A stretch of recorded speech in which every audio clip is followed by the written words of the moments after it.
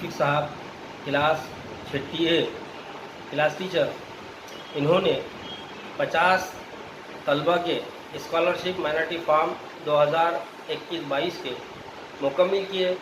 इस बात पर जनाब सदर मुदर्रिस अब्दुल हमीद साहब और टीचर स्टाफ मॉर्निंग शिफ्ट ने जनाब अब्दुल शफीक साहब का इस्तकबाल किया और उन्हें मुबारकबाद पेश की।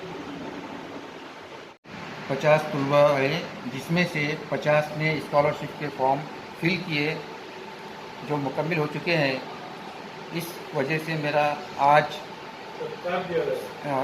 हमारे स्कूल के सदर मुदर्रिस जनाब अब्दुल हामिद सर की तरफ से सत्कार किया गया और तमाम स्टाफ ने मुझे मुबारकबाद पेश की।